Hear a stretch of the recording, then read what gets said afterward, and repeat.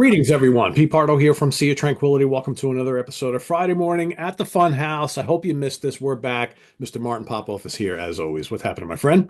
Absolutely. Glad to be back. This is Yeah. very cool. But yeah, looking forward to this on a cold and frosty Toronto morning. Spring is almost here, but we'll see. Well, the sun is shining in the Hudson Valley, and I barely see a cloud in the sky. There ain't a cloud in the sky. It stopped Nice. raining. I'll go sing the whole song for you, Martin, if you want. Yeah, yeah. But yeah, but it is a little chilly. Although I think tomorrow it's going to be almost 80.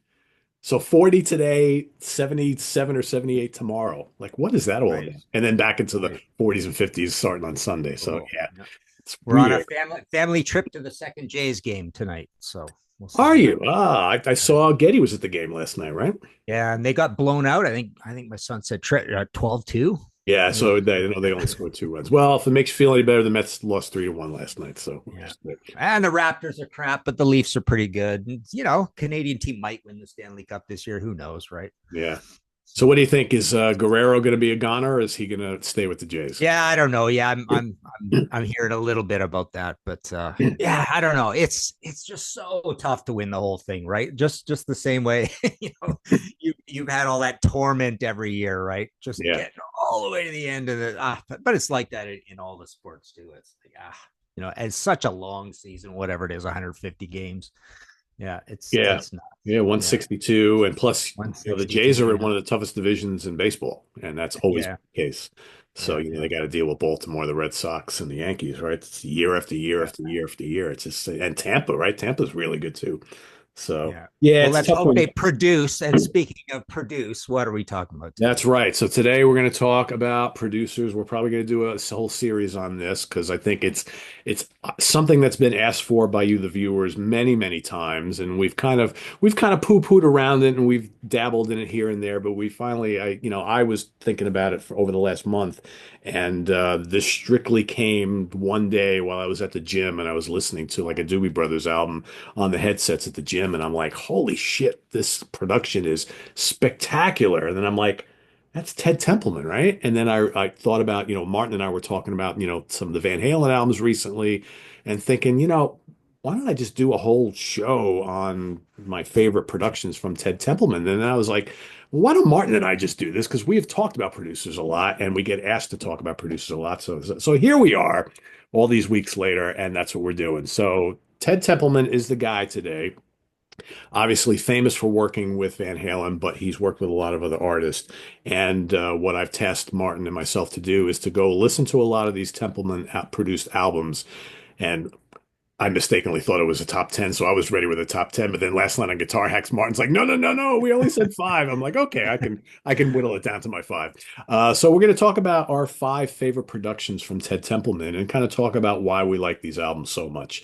And as we were just talking off air beforehand, sometimes it's hard to take out the bias of, well, what albums do we like the most or the songs that we like the most and kind of come at it a different way and try really to hone in on the best sounding albums and the reasons why. And I'm sure we love the songs too, but to kind of separate that a little bit. So, with all that being said, Martin, I don't know if you want to add any color commentary to that before we begin. And Yeah, right in. yeah, not particularly. I mean, I do have some honorable mentions that we'll go through as well, but I'll just kick into my first one. And by the way, if you want to know more about Ted Templeman, a buddy of ours, Greg Renoff, did a whole Ted Templeman book, and this is actually Ted speaking in his own words. And Greg's putting together the book, right? And this is for ECW Press, right? So actually, sort of the same way I did this one, exactly the same way. This is, this album might show up on our list, the Montrose album, but this is, they put my name on it, which is ridiculous. But because this is Bill in his own words, the bass player for Montrose, right? So same kind of thing, but this is a really good book. And then, of course, if you want even more on Ted and Van Halen, Greg did a early days Van Halen book, which is highly lauded. When was that? When was that Ted Templeman book released? I would love to read that. I don't know. It's I would say let's make a guess. Well, let's not guess. Let's take a quick look. We are looking at printed around Canada. Yeah, this is through ECW Press. Oh, there we go. 2020. So 5 years ago now. Wow. Okay, wow. Okay, I got to check that out. That's probably a Yeah. great book. Big thick book. And it Yes. literally is like him speaking in the first person throughout the entire book. But obviously, Greg, interviewed him and put it all together. I'm So sure a book that size, he's probably talking about all these albums we're going to talk about today and then some. So, yeah, yeah, yeah. So awesome. okay, so my first choice, I went with Little Feat. Time Loves a Hero. So this one right here. Um, and this is not my favorite Little Feat album. I thought they were losing the Little Feat magic and mojo towards the end, but it is a really good sounding album. I compared it with Sailing Shoes, which was him as well. And when we talk about Ted Templeman, we have to make sure that we mention Don Landy. So Don Landy is producing or engineering on this Yeah. album, and it's interesting. I looked at the credits. Don Landy is the photographer who took all these pictures of the band in the Oh, studio. wow. So Okay. there you got a Ted Templeman session going on with the engineer taking the pictures. And I picked this because, spoiler alert, I haven't put any Doobie Brothers on my list. I'm not a big Doobie Brothers fan, so I didn't want to go listen to all those. But I know what they sound like, and I think you get the same sort of challenges and mix and melange of instruments that you would get on a Little Feat album. And I did compare this to Sailing Shoes, an earlier Ted Templeman. And the fact of the matter is, I think you get the better albums early on from Little Feat, but the productions are a little more cardboardy. And here you get just the conservative and correctness, the conservativeness and correctness of Don Landy and Ted Templeman working together in a non-hard rock way, with guitar, bass, and drums, and all that challenging stuff, and some percussion and things like that. So this is just a really really nice sounding album, but I don't think it's with really none of these songs are really big. Little Feat hits kind of thing. We're talking 1977 at this Well, point. title track was one. That's Yeah, that's a classic yeah, song. Yeah. yeah. So there you go. That's my number five. Spoiler alert, you are going to see some Doobie Brothers on my list. Okay. But I do want to kind of expand a little bit on something you said. I think that there is a similarity in some of the productions between the Little Feat and the Doobie Brothers, because I think that, if you take Van Halen out of the picture a little bit, I think that Ted worked really well with bands who were big on electric guitars and acoustic guitars and lots of percussion and maybe multiple drummers and slide guitar and conventional guitar and multiple vocalists and that sort of thing. Because I noticed in listening to some of these albums, specifically by Little Feat and Doobie Brothers that he produced, there's some real magic going on there in the productions where he's able to swirl all these like musical parts together, and it just sounds amazing, as opposed to the big guitar player and bass and drums and singer, which is more the Van Halen thing. Although in later on productions with Van Halen, he showed that when they were able to add nuances like keyboards and stuff to the arrangements, he excelled there as well. All that being said, all right, Martin, I'm going to cheat a little bit here just because I had to whittle it down from 10 and I couldn't decide on my number five. So I had too many good ones to choose from. So I'm going to go with a tie for number five. I had to include Van Halen 1984 because this is Yeah. a marvelous sounding album. Really, really good. And it goes back to this whole thing of all of a sudden, because and I'm sure we'll talk about it during the show, but you have the amazing first album, and then a couple of the ones that came after, maybe not the same production values, right? And then all of a sudden, with 1984, with the introduction of keyboards and better melodies and things like that, all of a sudden, kind of a lot of the things that he did in the studio with the Doobies or with Little Feat starting to pop up on this album. I think this is a remarkable sounding album that probably would have been my number six, but I didn't want to not talk about it. Maybe you'll talk about it. And I'm also going to go with the first Montrose album here as a tie for number five. I think it's spectacular. I think the Montrose record is a perfect example of how less is more in a production. And I think it's meat and potatoes, US heavy rock. The guitars are up front and just distorted enough, but not overly. The vocals are up front in the mix. The bass and drums exactly where you want it, and it's crystal clear, but there's just enough grit to it, and I think it works perfectly. And I think he basically took that blueprint for this album in a lot of ways, and with that first Van Halen album, even improved on the production. So yeah, those are my first two picks for a tie. I hate to cheat right off the bat, but I couldn't not talk about one of these, and but I couldn't Yeah. take out one of the ones that are coming. So yeah, that's my first pick. Okay, interesting. All right. So my number four pick as we rise towards number one here, I'm going with Bullet Boys Zaza. Wow. I've always had a soft spot for this album. This is the band's third album. Yeah, 93. So we are talking about an album where they are still on a major label, but they are moving towards, hair metal's kind of over by a couple of years. At this point, it's sounding a little more alternative, a little bit, a little more daring. But what I like about this album is, through the progression from the second album, Freak Show, which is also him and the debut Bullet Boys. I think with the debut, you've got a really powerful, correct, corporate, exciting heavy metal sound, but it gets just a little dirtier and a little more radical when you get up to this. So you've got really buzzsaw guitars on this album, which is kind of cool. Don Landy is not the engineer on these. So they are Ted Templeman Productions. We're moving, later into his years at this point. But yeah, kind of boomy, electrics, kind of not electric, but electrocuted, sort of dirty, distorted drums. It just sounds very lively and raw, but you can tell it's a deliberate raw. And I think he's reacting to the times a little bit. Like I say, this is a little more conservative and a little more perfect and a little more muscular, and this is just getting a little more noisy and chaotic. And the songs are still there. I don't know, man. I'm reading a little bit these days about Mark Torian being kind of a jerky dude. And I remember when I met him and stuff, there was just this bizarre, I'll do it later, and he's running around. It's like an interview as they're setting up and stuff. It's like, well, this was the time we're supposed to do this, and it's like 2 hours later, he finally deans me with his presence, sort of thing, right? But yeah, I don't know. I on Facebook or whatever, I've been seeing some things about Mark Torian, but I love these albums. I think they're a cool band. So that's my number four. Oh God, old boys haven't heard about them in a long time. Long Yeah. time. Yeah. Well, Yeah, the they're baby one of Van Halen, right? We can do a whole show on that. Maybe you have already. I don't know, but remember Hellenbach from the new wave of British heavy metal is Oh the yeah. baby Van Halen over Yeah. there, and these Yeah. guys were definitely the baby Van Halen. As like Van Halen Part Two sort of thing. Part And two. Yeah. Yeah. Exactly. remember we got the golden earring cut album cover That's right. comparison Yeah. to that, right?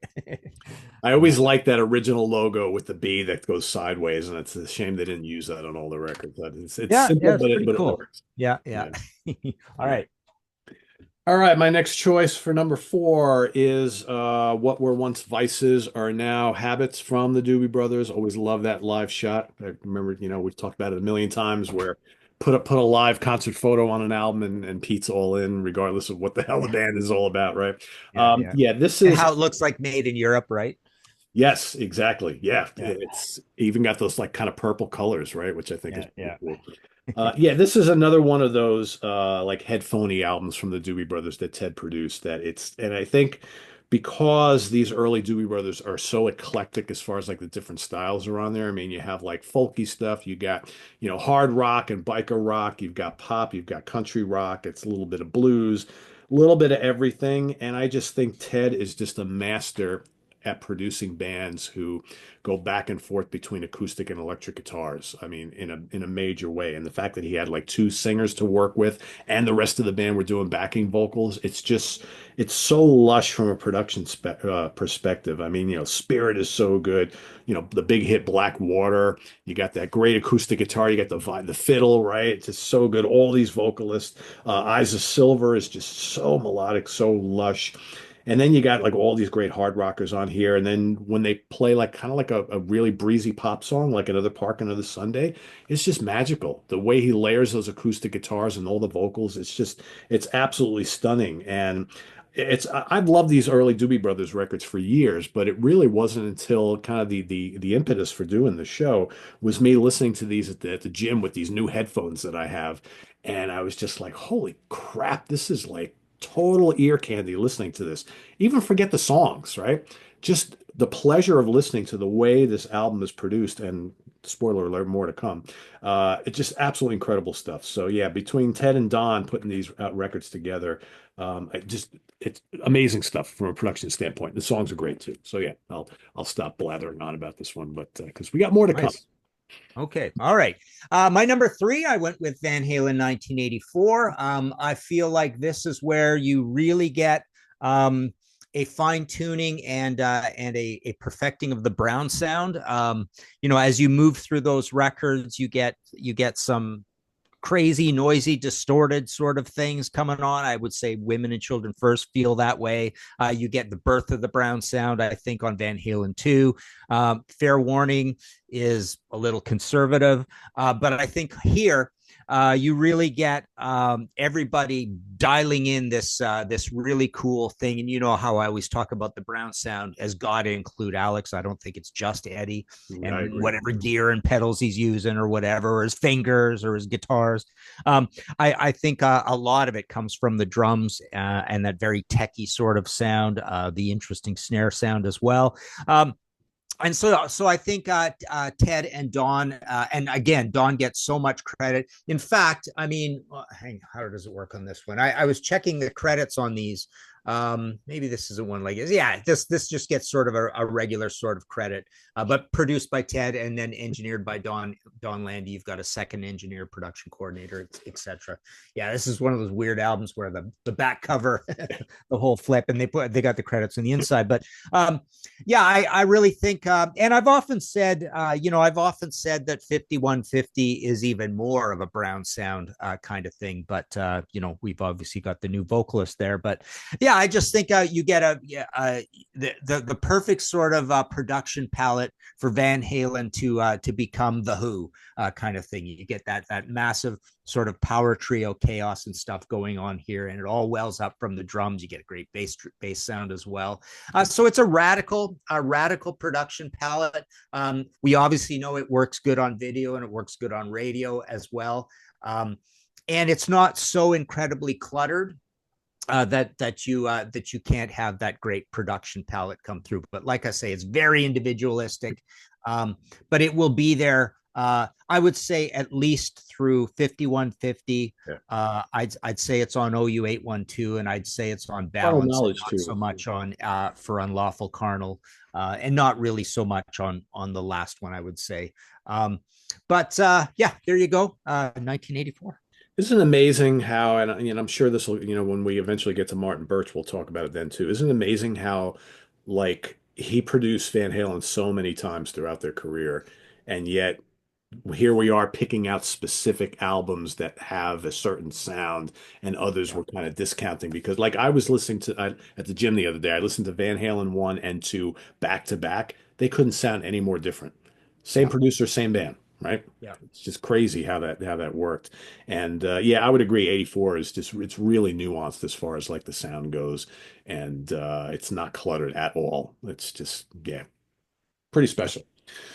All right, my number, what do we have? Three. All right, Toulouse Street from the Doobie Brothers, another magical album. Again, I'm going to kind of be repeating myself a little bit when it comes to the Doobies because these productions on the three albums I'm going to talk about, spoiler alert, are very, very similar. And here again, you have all this nice blend of hard rockers and more kind of rootsy fare.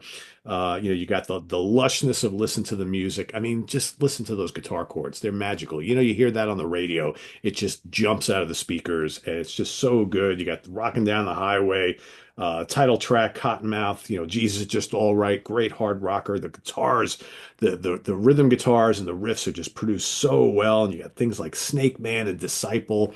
Again, that blending of all the different instruments, just so good. And I love the drumming. It just comes across so well. The little percussion bits and stuff, just magical. But then you got these vocals, because again, like Tom and Pat couldn't sound any more different from each other, but the way they layer those vocals together, and then you got Tyron and all the other guys with the backing vocals, it's just so good. I'm just amazed at how great these albums sound. All these years later, it sounds like they're right in the room with you playing. That's how good it is. So yeah, Toulouse Street is my number three. Sweet. I like the way this is working out. Not a lot of overlap, Yeah, but we've got. I will apologize. We're probably gonna have some overlap coming up because Yeah, I next think I'm gonna so. go. Yeah, next I'm gonna go with the first Van Halen. You know I'm a big Van Halen guy, so martinpopoff.com. You can get this. There's 5 of those left. We've got this one here, that's going to soft cover soon, but this one we still got lots of kind of things. So yeah, you knew there was going to be a lot of Van Halen on my list. There's a lot of Van Halen on my honorable mentions. I'm going to go with Van Halen 1 for the next one. Van Halen 1 is again, as I've always said, I really don't feel there's any Brown sound to it at all. There's maybe the inkling of something special coming from Eddie's guitars, but it's more of like a just very amazingly molten, correct, powerful guitar sound. But what I like about this album and what I've always said is it was the most ambitious and sober and conservative album they ever made. They really worked hard on this, much harder. Part of Van Halen's charm is how they make it look easy, and it kind of is easy because I don't think they work very hard ever, kind of thing later on. I mean it's a little bit like ACDC, where all the hard work goes into just the almost like the hypnotic understanding of song sort of thing. But even then, Van Halen it just always, like I say, the charm is that it's almost like you feel like they just walk into a room and it happens, sort of thing. Yeah. It doesn't feel the way it is on this one. This is just a really gorgeous, correct, conservative, sober. Everything sounds perfect. Very bright high end on it. Good bottom end on it, but somehow the guitars just carang and cut through. It sounds like a very expensive album, and there's a reason it's diamond and they were so big right off the bat. And some I would say there's not a lot of layers or things to deal with on here. I mean, they do try to keep it in that power trio range, but they are not the Who on this album. The Van Halen becoming the Who starts on the next album. And so so this is just Ted. Again, as you say, this we're starting off this producer series with a challenging one, because as you very nicely articulated, that this guy's kind of an enigma. There is no Ted Templeman sound, and there's not a lot of heavy metal in his past. And as we say, even inside of the one band, we could just talk about all his different productions and sounds that he got with Van Halen. So it's obvious that him and Don were amenable to experimentation and trying all sorts of different gear to get all these different sounds that they got out of these bands. But super high quality heavy metal production here. And I'll just say one more thing. I mean, when you get a record like this, it just shows up the difference between 1978 American California and all of the new wave of British heavy metal, because we don't really get great productions out of a lot of metal albums. And yet all the way back to 78, almost like the template is being set quite well with this one. So there you go. Yeah. Well, that's also my number two. Yeah. Like I said, I literally did this at the gym yesterday. I played this and Van Halen 2 back to back, and they couldn't be any more different. I mean, this just explodes. It's vibrant, it's powerful. The guitars are, I don't think he ever produced Eddie like he did on this album. And it's amazing how murky Van Halen 2 is listening to this. What I find also interesting is that, I read a lot of Van Halen books, including your own. Of late, and Eddie's come out and said that he never ever used like distortion boxes or anything, or fuzz or anything like that. It's like, yeah, he would use phasers and all sorts of other different things, but basically that sound he got was twiddling around with knobs, his fingers, and using gain on the amp. That's it. And you listen to this, you're like, that's the best distortion I've ever heard in my life. But there's no magic box that gives you that sound at all. I mean, we've used this term a million times on this show in talking about this album. It's molten. It totally is. There's no other way to describe it. Yeah. And man, just like, like I played I'm the One 3 times in a row yesterday while I was at the gym. I'm just like, that sound he's got on this album is just incredible. On Fire and Atomic Punk. I mean, just nothing sounded like it then, and nothing sounds like it today. This is serious stuff.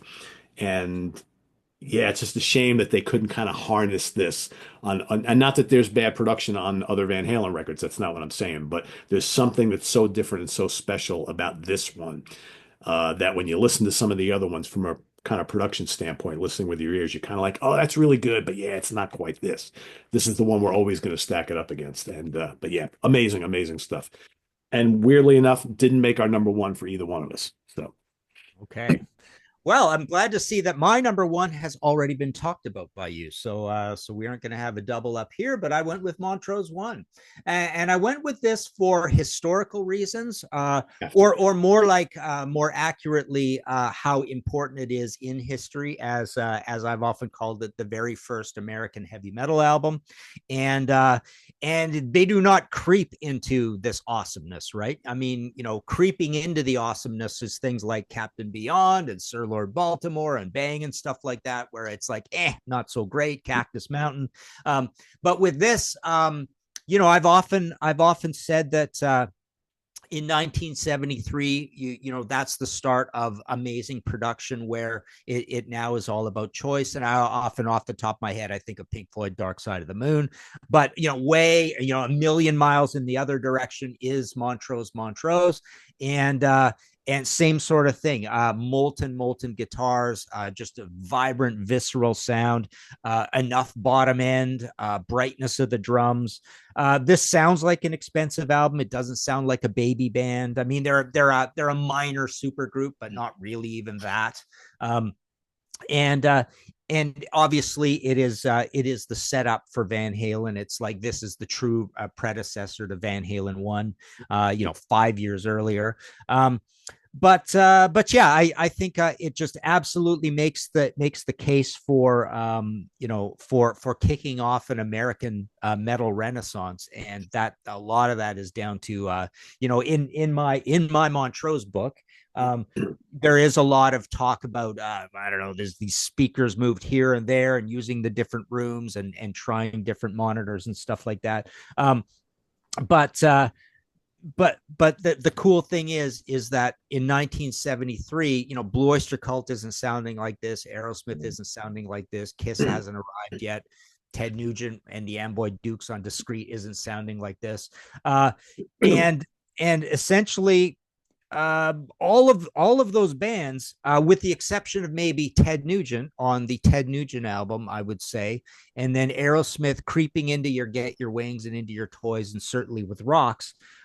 It's amazing that all of these big American institutions that will be running this American metal renaissance, nothing really stands up to this. And this is way back to 1973. I mean, Yep. literally only Rocks stands up to this, and actually nothing else out of all those albums is as well produced as this, besides Rocks, I would say. And maybe Yeah, because even that first Destroyer sounds Nugent better. album, as great Yeah, as it is, doesn't quite have the that yeah, specialness like that does. Yeah, yeah, you're probably correct. Rock's probably comes closest.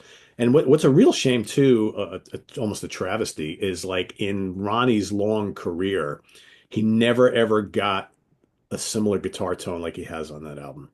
Like there's yeah. just enough gain on the guitars. There's that just a little bit of reverb, but I mean, didn't Ted produce the second Montrose album as well?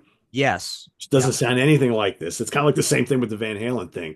And I would argue that Ronnie never had a great sound on his guitar on an album until the Speed of Sound album, which was an instrumental album. I thought that he had really the tone of that album was great, very well produced. But you got all these other albums in between.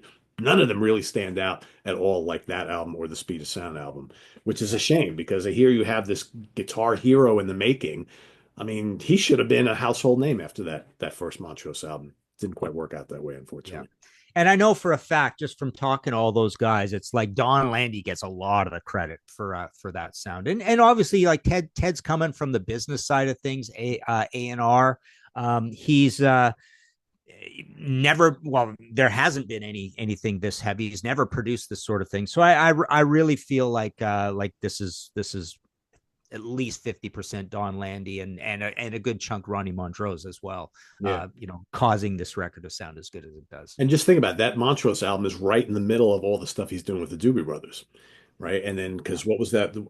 Sailing Shoes. What year was Sailing Shoes? I think it's 72. 72. Okay, so he's Yeah. right in the middle of all this work with two completely different bands that where he's using similar production styles, and then you have that Montrose album, which totally changes the game. It's completely different than what he was doing with the other two bands, and I think it works. And but it goes back to what we were talking about earlier, where he doesn't really have a standard. Well, that's a Ted Templeman production style, right? Because from Yeah. band to band, it's completely different. Yeah. So. All right, my number one is the Captain and Me. So we got a lot of Doobies and a lot of Van Halen on this list, but for a reason in Montrose.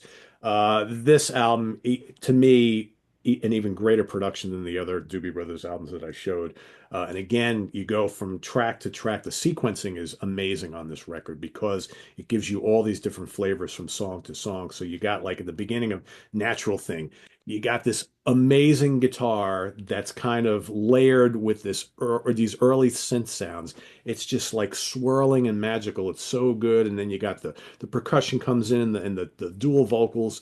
Amazing. You got Long Train Running in China Grove, the way he produces the guitar riffs, so good. And then you got the bluesy Dark-Eyed Cajun Woman. Again, the magical guitars, the atmosphere. Clear as the Driven Snow is like this back and forth between like mystical, almost folky prog, right, and pop and blues.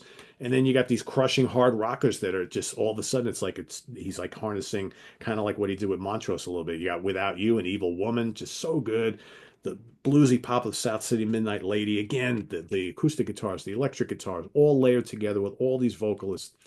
It's so lush and gorgeous, but it rocks. It's beautiful, and I absolutely love it. And I think this is, to me, his greatest production right here, "The Captain and Me" by the Doobie Brothers. But these are all really, really good. All really good. Sweet. Yeah.